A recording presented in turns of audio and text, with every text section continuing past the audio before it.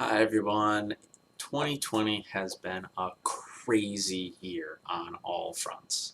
It's like we're in bizarro world or something. It seems like nothing is as it was before. For me, tax season didn't officially end until July, but at least we have a shortened extension season this year. The whole PPP program is still ever changing, even after I don't even know how many months now. I've lost track. Businesses everywhere are rethinking and retooling their processes, which creates challenges. And because of all that, I haven't posted a video in forever, it seems like. So that makes now a pretty good time to kick off QBO Tips for 2020. QuickBooks Online has had a ton of changes.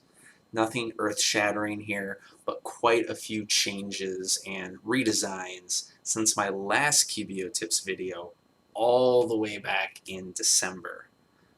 I don't even know what December looks like anymore. So, what's the state of QBO? Well, one of the changes that I last mentioned was the retooling and repackaging of QBO payroll.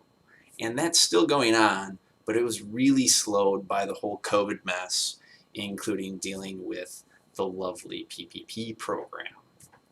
But for the new developments, let's take a look at the test drive company. Okay, I'm logged into the test drive company, good old Craig's Design Landscape. The first thing I want to show you is that there's an alternative view available. Currently, I'm in the accountant view, but if you go to the gear icon up here, you can click it, and down here you can switch to a business view. It doesn't actually load in the test company, so I'm not going to click this, but the main difference is going to be the language used on a lot of the labels. Business view tries to make things a bit easier to understand without a bookkeeping or accounting background. So a lot of the other changes that you're going to see is in the banking center or the transaction center if you're using the business view. So they redesigned the add and update accounts. You'll notice that up here in the corner. They swapped them. It used to say update here and then add accounts here, and they've swapped it, and instead of add accounts it says link account.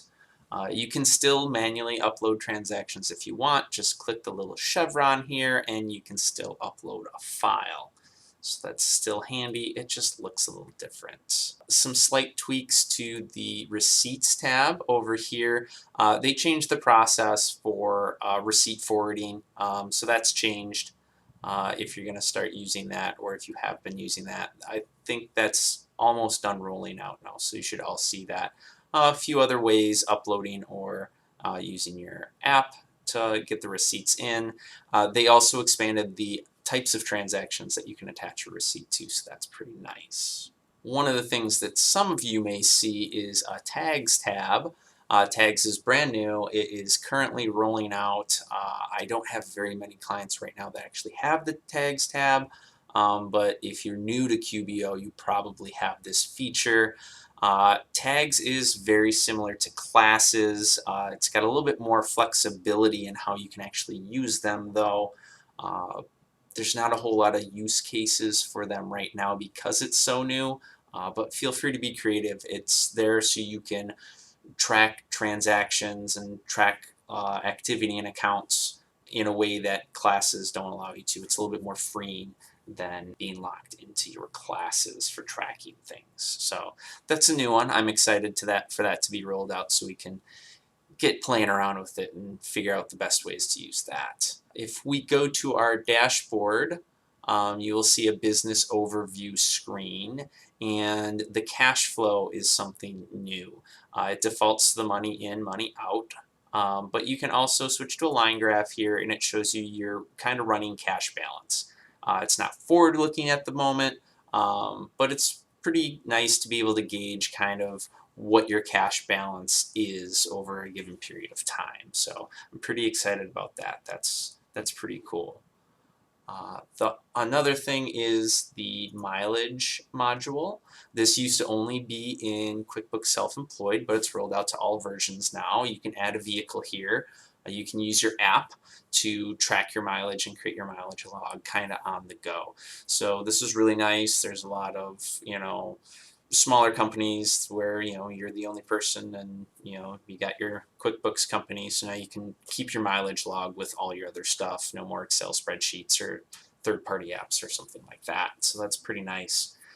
The final update I have is not even available in the test drive company, but it's the auto downloading of bank statements.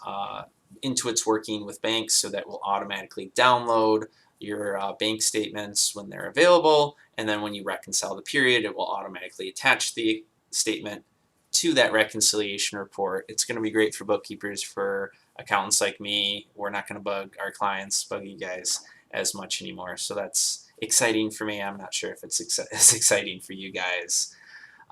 So that pretty much highlights the features that I'm excited about. There's more. There's always going to be more, and I will definitely circle back to some of these and dive a little deeper in the weeks ahead, show you how to use them. Things like this mileage center here is definitely one that I will dig into.